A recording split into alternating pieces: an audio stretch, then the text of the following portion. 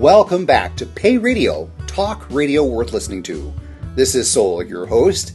In this episode, you get to sample some of the highlights of our book club May discussions on the Chapter 1 of Pay Me What I'm Worth.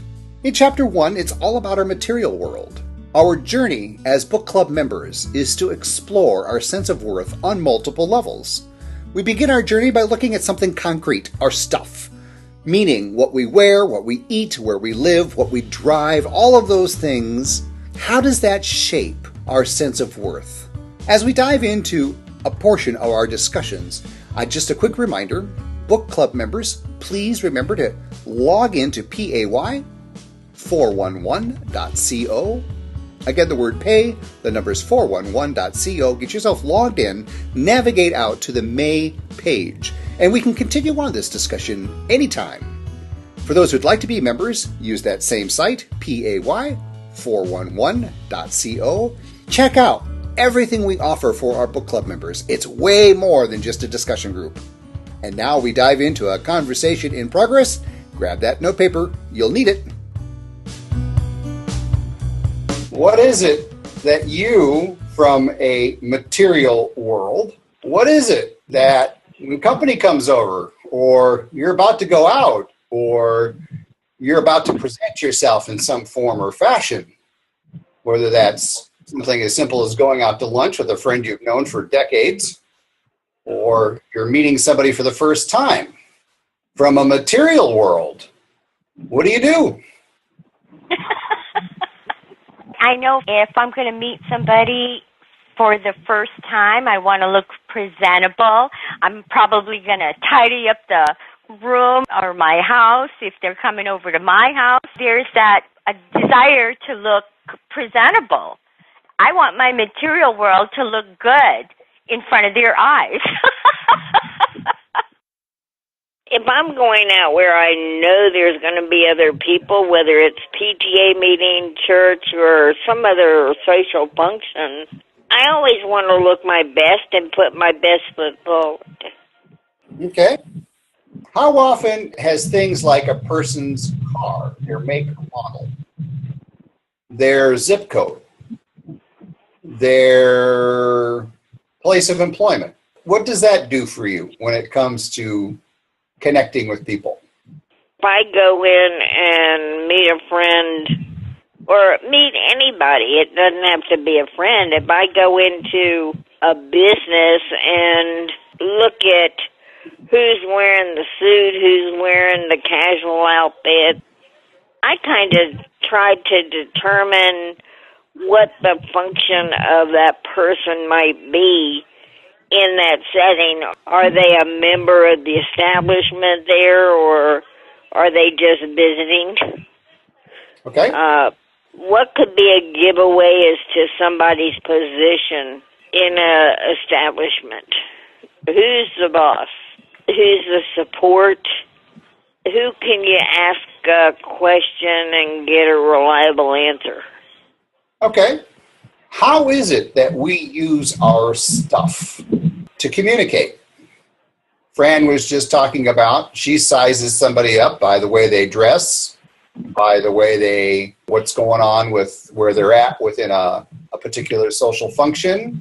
So we're communicating something about our self-worth with what we wear, what we don't wear, right?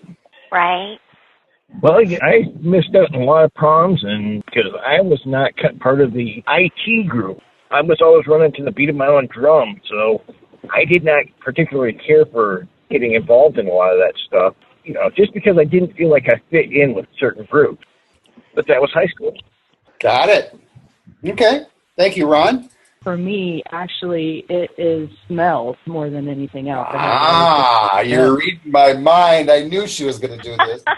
All of our senses are what lead us to our conclusions or our judgments or that sort of thing. But for me, if I walk into a home and it smells all fresh and clean, I automatically have a happier experience, positive thought on a person than if I walk into the home and it smells like cat poo and pee and dirty and all of that kind of thing. You just get a completely different impression of that person and what they're all about, right? Totally.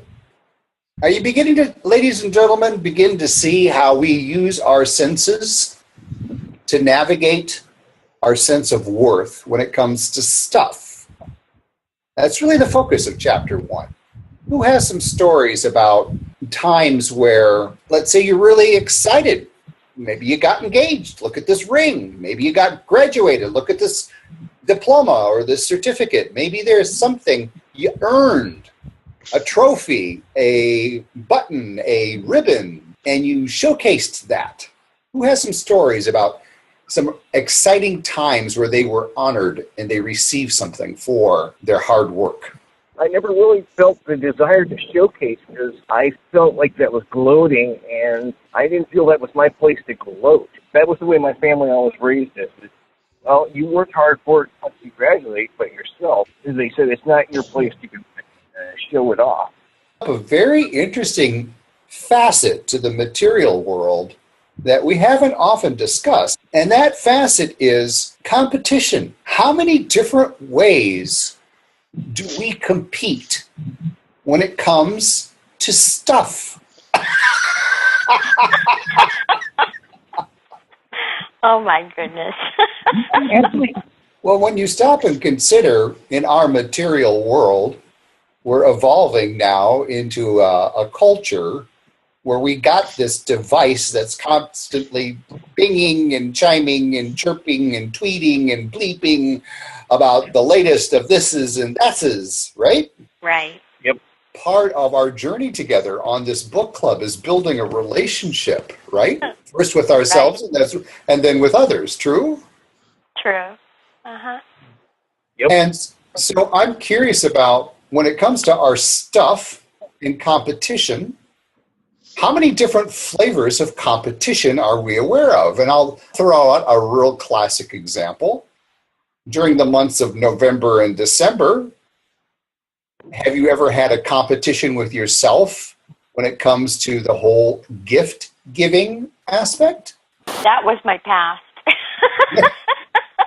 So when it comes to stuff and our sense of worth, keeping up with the Joneses is a common competition thing. Has anybody got a story about a time where they were keeping up with the Joneses? As a child of the 80s, doesn't it seem like the 80s was really big on keeping up with the Joneses? Totally. Yeah. I got to get that Atari. Yeah. Oh, yeah. Teenagers had to make sure that our teenagers had the latest fandangled whatever. Mm-hmm. It's really disgusting if you ever turn on the TV, especially if you've got kids, and they're really bad about that on TV. Like, oh, look at the new toys coming out. Yeah. Let's tie in what we talked about in our last gathering. Doubt, guilt, shame, and worry.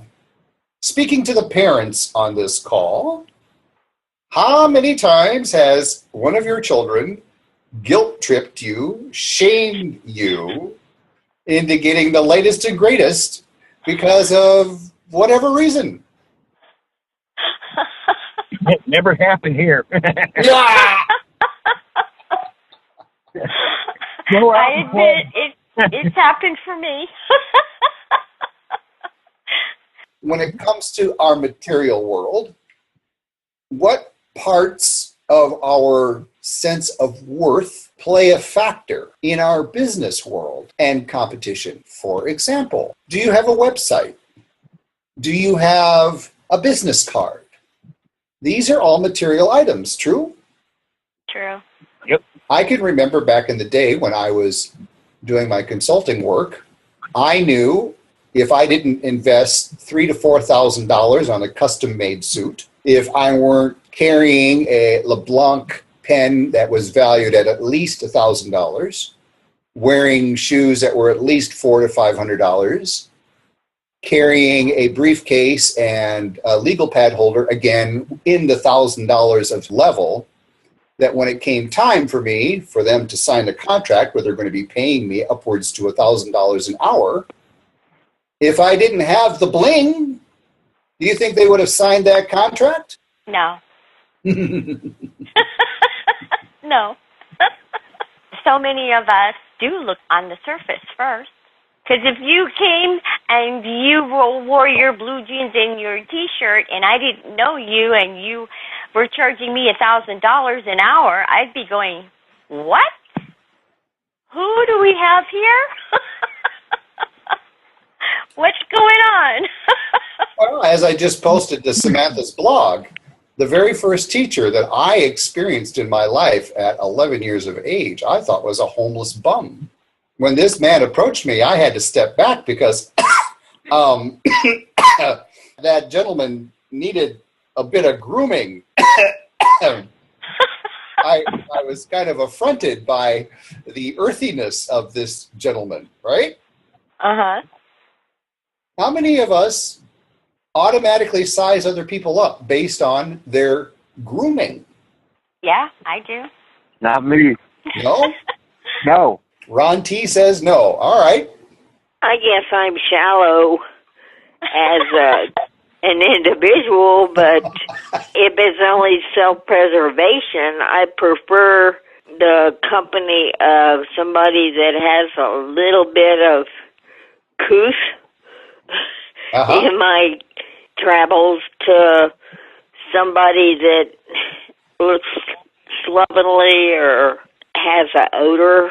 Those kind of people, you just walk on the other side of the room and nod, smile, and wave occasionally. But you don't really encounter that person any more than you have to.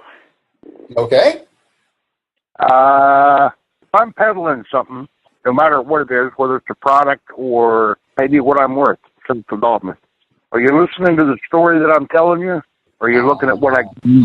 Exactly. Well, some things you got too much matter to get your mind over. But Ron, what you're saying is when you're talking to people in person, right? Right. If I'm hearing you correctly, you're actually practicing the principles versus just talking about the principles. Is that a fair statement? Yes, that's very fair. Which then, once again, here we go.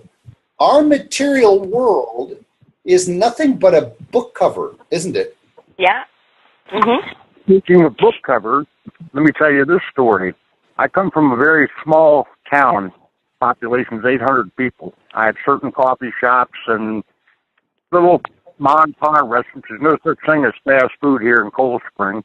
I frequent quite often, and being a small town, I know most of the people in this town. When I first got involved with this book club thing, I started reading the book, and I was really fascinated with it. And it got to the point, if I was going to the coffee shop, I'd take the book with me. Uh-oh. And while I was drinking coffee, I'd read a few paragraphs or whatever I had time for. And one morning, I just decided, I walked in, I didn't even open the book up, I just set it on the table. Uh-huh. Had several people come by me, good morning, Ron, see you here having your coffee and everything, and they looked at that book, and they wanted to know what it was about. And I said, well, what are you worth? Well, I'm worth a whole lot. Well, good. But I've had a lot of people they're attracted by the name on that cover. Uh-huh. Now, have they actually delved in and want to get involved? No, not yet. That's very common. That's very common, Ron. Very common. The one thing about this book club is the book cover itself. Pay me what I'm worth. Marcia, Kareem, when you first saw this book cover, did you have any idea you were going to get thrown into the middle of the Atlantic? No. Not at all. I didn't. I actually looked at it. I'm like, Marsha, are you sure this is legit? I mean, the book's titled Pay Me What I'm Worth. The dude's name's Soul Dancer. Are you sure it's not one of them internet things that... I'm like, I don't know about this, but I'll give it a shot. It got me to thinking about pay me what I'm worth. And it got me to asking the question is, when we understand our worth, is it likely that we forget to take into consideration other people's worth? Bingo. One of the reasons that I brought up was in a meeting, and the gentleman said, well, I wasn't getting enough out of my accountant and all this. So he decided to do it on his own and ended up costing himself a lot of money. He undervalued the worth of his own accountant. We got to understand what we're capable of, and we need other people's help in certain circumstances. Something that just came up for me, I think that kind of brings me back to realizing our own worth and the amount of time that we spend online doing things to make them look great because we don't have the money to help pay someone else. And yet, at the same time, we feel like, oh, we're not really doing anything. And realizing how much I was undervaluing my own time when I was doing little things like that. I'm just sitting there thinking, oh, I'm just puttering on my computer. I'm just messing around with this audio because I just want to. Not really seeing it as valuing my own time. So that just came up for me, and I thought that was just really interesting and wanted to share it. So, well, Samantha, you've just brought in the whole do-it-yourself industry. Kareem, actually, interestingly enough, got a taste of this lesson earlier, and so did Marcia got a taste of this lesson earlier in our journey. Think about this. What do you consider to be your skill that you love to do? So, for example, I know that I need to pay someone good money to edit my audio files because I know my time is best spent doing what we're doing right now, hosting classes. If I decide to edit my own audio files, then I'm not teaching classes. So, in other words, if I had to, quote, pay myself what I'm missing by not teaching classes, I would have to charge myself in excess of $2,000 to $3,000 an hour to edit my own audio files. Is that a wise decision? No. No. I have fallen into the trap of do-it-yourself. I have been in places in my life because I can't afford a plumber that, all right, I'll take the time to research on the internet how to fix the toilet, and I'll get my list of supplies, and I'll go down to the local hardware store, and I'll buy everything that I'm supposed to buy, and then I screw it all up, and I have to hire a plumber anyway. Well, that really worked out well.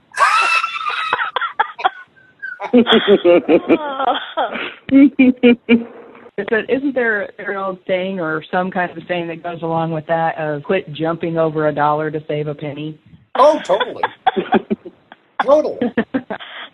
Our material world, we can see it, we can touch it, we can taste it, we can feel it, we can smell it, we can hear it. It's concrete, right?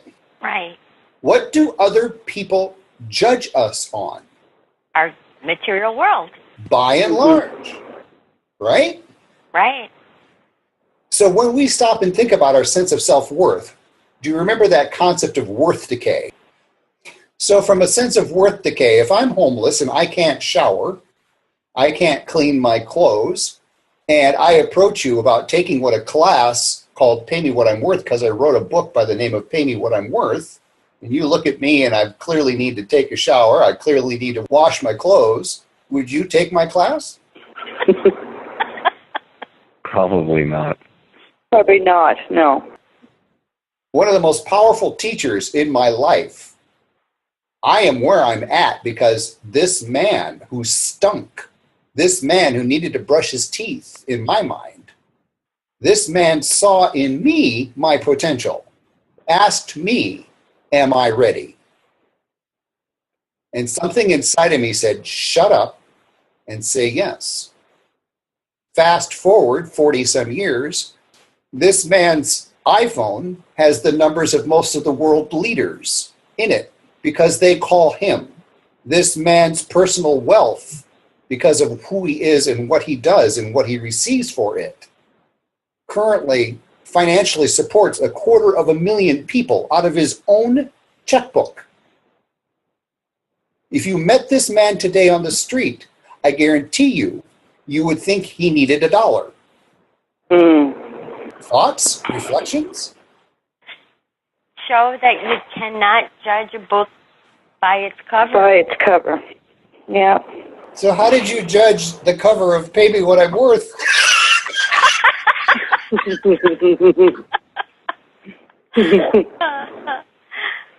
Well, when I first looked at the title, I was like, what is this going to be about? Is this going to be about helping me get a job? That's the last thing I want to do. Yeah. I don't want to learn how to do resumes. Yeah, I kind of was thinking the same thing. Yeah. Keep going. Unfold it. I want to hear about this. Of course, if you're talking about me just looking at the cover, right? Just the cover. But then it says, even just where it says say it, mean it, and get it, the first thing I thought was, this is going to help me sharpen my interview skills and my job resumes for my job. Geez, that's really not what I wanted to do. Yeah, when I saw the say it, mean it, and get it, I thought, what is it? What is it?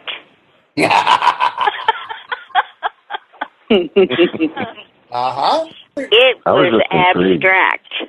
I wanted to know what the book was just to find out what it is.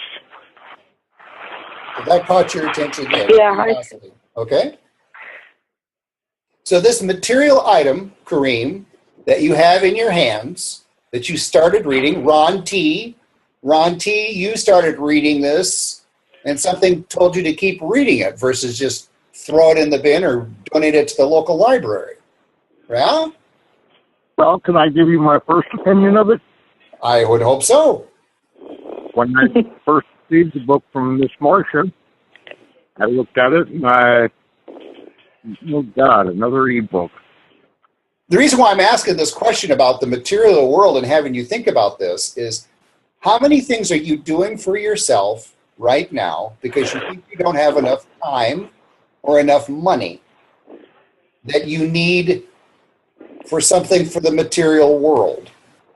How many of you are taking this time, work a 9 to 5, or help someone work a 9 to 5, to do something that they really don't want to do, but it's paying the bills? Because, Marcia, you were saying you really didn't want another job, right? Exactly. I mean, I don't mind working from home, but I do not want to have to go back to that. Going to an office, having to be there at a certain time, and having to, I just dreaded that whole idea, that whole thought just really turned my stomach. On top of that, spending an hour or two on the bus just to get there, and an hour or two. Corporate America doesn't really pay you what you're worth, does it? Never. Yeah. No. When somebody tells me they can't afford to be part of Pay Me What I'm Worth, they can't afford to be part of the book club, or they can't afford to be part of a class, you can't afford not to. Well, they don't know that, but I feel sad because what that person's telling me is they can't afford $15. They're not worth $15. Guilty as charged. I said the same thing when you approached me. I know I was one of the people that gave you the 10 most popular reasons why you can't do something. But I'm so glad I didn't listen to myself. Well, we're glad you didn't listen too. We're glad you're here. I think of all those people up in Canada. Their entire town got burned down. There are people that literally had to flee their house. They didn't have time to pack up. They had to flee flames. And they have nothing left, right? Right. What would your sense of worth feel like right now, this very minute, if you were in some camp because your home was burned down? Be at a zero. Mm-hmm. Helpless and thinking to yourself, I wish I could have done more for my family. Anybody else feel like Connie? Thank you, Connie. I don't know if I'd feel that way because it would be something that's out of my control. My house burning down is not my fault. This is a natural disaster that occurred. I've been in a fire. My mom and I lost like a lot of stuff. but it didn't bother me. I know everything can be replaced that's material. Okay. Yeah. Who else feels like Chris? For a lot of years, we've gone from place to place and had different things happen. We used to live on a river. Living on the river, it would flood sometimes, and we lost things in the flood that I thought were, the first time it happened, it was so important, it was devastating. But when I was going through all of that stuff that got damaged, there were a few things that I could have kept and cleaned and made the effort to restore and all of those kinds of things. And as I really looked at the things and determined what it was that I truly valued in them, I realized it was the memories. It was the things inside of myself that the object personified, per se, and I was able to let those things go because it wasn't the thing that really mattered. It was those feelings that I had inside of myself. And so the next time we had a flood, I was able to let those go without it being a really big deal. And then we moved into another house, and I'm like, oh, okay, well, I don't really need all this stuff. I don't want to haul it around with me. It was like this burden, the stuff. Each time that we would move, I would get rid of more and more stuff until just a few years ago, we went completely to the point where we got rid of everything and got in our camper, and we were in a camper for a couple of years. And I know a lot of people were kind of looking at me like, oh, they're destitute and they have nothing and blah, blah, blah. And I'm sitting there feeling like I'm the most free I have ever felt in my life, And so I'm sitting here experiencing this, and yet then I also, family members kind of looking at me like I must be crazy. I didn't know that this is something that my husband struggles with because he likes stuff, and I'm like, stuff, it's just stuff. I don't really care about it. But Well, Samantha, you've gotten to the goal of Chapter 1. So, and Chris, you have embraced the goal of Chapter 1. This journey that we're on with this book club, we can go all over the place with this. Our material world can often deceive us as to our sense of worth. In a nutshell, Chapter 1, I would like you all to stop and really think about, from a material world, what's that doing for you? How is it helping you be you? How is Connie's material world shaping Connie's sense of Connie? How is Francis's material world, Chris's, Kareem's, Ron's, Marcia's? How is your material world helping or hurting your sense of worth, right? Right. Yeah. What are you getting out of this conversation? I know that if I don't find the worth inside of me, that I'm going to fall apart if it depends on my material world. So I better get in touch with the fact that my worth is about me, and I will be able to get through whatever struggles that I do have in my life because my worth is within me. It's not based on my material world. Yum. That's huge, Marcia. That is really huge. I am on board with Marcia. I'm learning each and every day that I'm worthy, and I'll scream it, I'll yell it. I'm worthy. I'm a good person. Deep breath. There you go.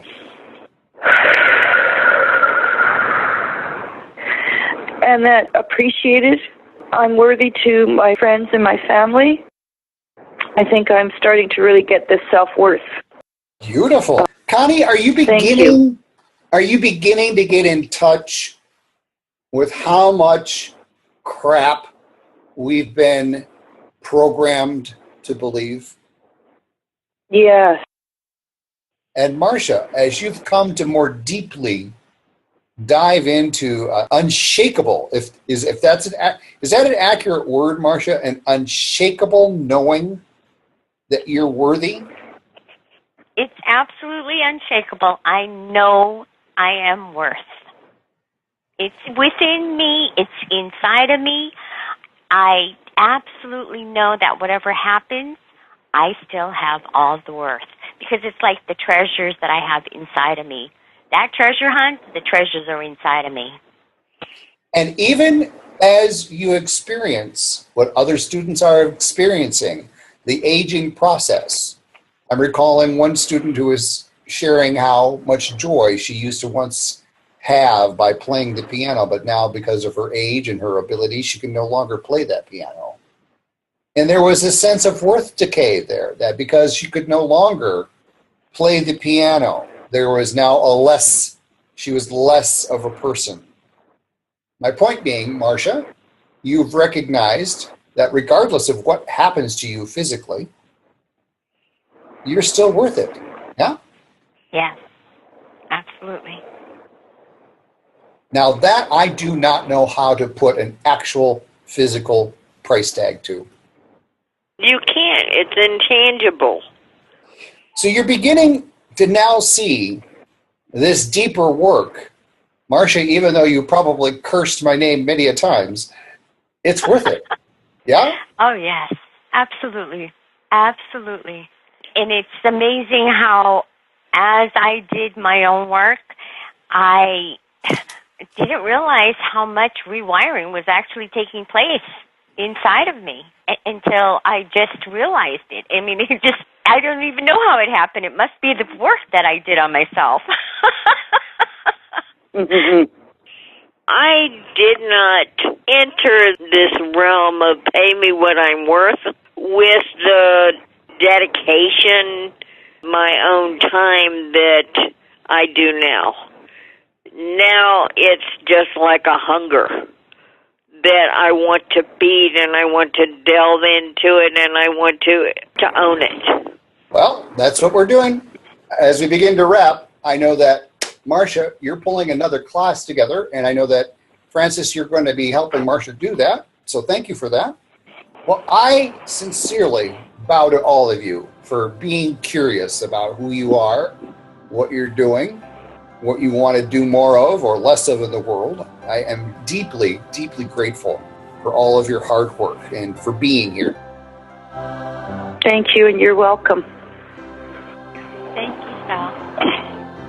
Now, just remember, we can continue on the conversation by logging in online and diving into the May Hub page for this call. And if you need help with that, reach out to either Marcia or Kareem. They're both trained on how to do that. Aloha, everybody. Aloha. Thank you. Aloha, Soul. Aloha. Thank you. Take care, everybody. And thanks, everybody, Have a good for day. coming. Aloha. All right, folks, you got a sampling of what we've been talking about for Chapter 1 of Pay Me What I'm Worth. Book Club members, remember to continue on this conversation by logging into pay411.co so that you can continue on sharing your thoughts about what we're talking about. The more we share with each other, the more we get to learn and grow. For members, keep in mind you have access to the full conversation. This episode is a fraction of what we've been talking about. For those who have yet to join us in our book club, it's very easy to join. You can pick a membership that fits your needs by visiting pay411.co. When you visit pay411.co, the first thing you'll see is a calendar of events. Hopefully we'll see you in our next club meeting. Aloha!